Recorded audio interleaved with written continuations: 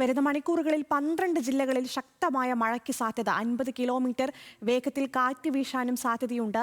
വിവരങ്ങളുമായി സനിസ ചേരുന്നു. സനിസ, ഇപ്പോൾ കേരളത്തിലുണ്ടായ കെടുതികൾ നമ്മൾ കണ്ടതാണ്. അപ്പോൾ ഇന്നത്തെ അതേ സാഹചര്യം നാളെയും ഉണ്ടാകും എന്നുള്ളതാണോ മനസ്സിലാക്കേണ്ടത്?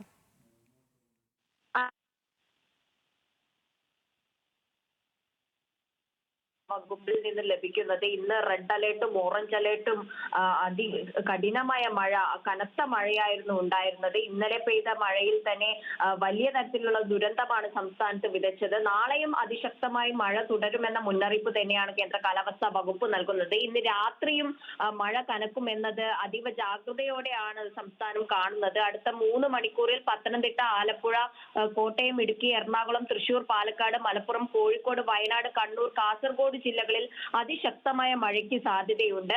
മണിക്കൂറിൽ 50 കിലോമീറ്റർ വരെ വേഗതയിൽ കാറ്റ് വീശാനുമുള്ള സാധ്യതയുണ്ട്. ഇന്നലെ രാത്രി പെയ്ത മഴയിലാണ് ഇത്രയും ദുരന്തം സംസ്ഥാനത്ത് വിതച്ചത്. അതിന് സമാനമായി ഇന്ന് രാത്രിയും മഴയുണ്ടാകും. അതുകൊണ്ട് തന്നെ അതീവ ജാഗ്രത വേണമെന്ന മുന്നറിയിപ്പാണ് കേന്ദ്ര കാലാവസ്ഥാ വകുപ്പിൽ നിന്ന് ലഭിക്കുന്നത്. കൂടാതെ തന്നെ ജില്ലാ ദുരന്ത നിവാരണ അതോറിറ്റികൾക്കുമൊക്കെ ഈ നിർദ്ദേശം പോയിട്ടുണ്ട്. രാത്രികാലവും അതീവ ജാഗ്രതയോടെയുള്ള നീക്കങ്ങളായിരിക്കും ഉണ്ടാവുക. കൂടാതെ തന്നെ രാത്രികാലങ്ങളിൽ യാത്ര ഒഴിവാക്കാനും അപകട സാധ്യത മുന്നിൽ കണ്ടാൽ അധികൃതരെ അറിയിച്ച് അവിടെ നിന്ന് മാറാനുമുള്ള മുന്നൊരുക്കങ്ങൾ പൊതുജനങ്ങളും എടുക്കണമെന്ന നിർദ്ദേശം നൽകിയിട്ടുണ്ട്. കൂടാതെ ഈ മണ്ണിടിച്ചിൽ, മലവെള്ളപ്പാച്ചിൽ പോലെയുള്ള സാധ്യതാ പ്രദേശങ്ങളിൽ നിന്ന് ആളുകളെ മാറ്റിപ്പാർപ്പിക്കുന്നുണ്ട്.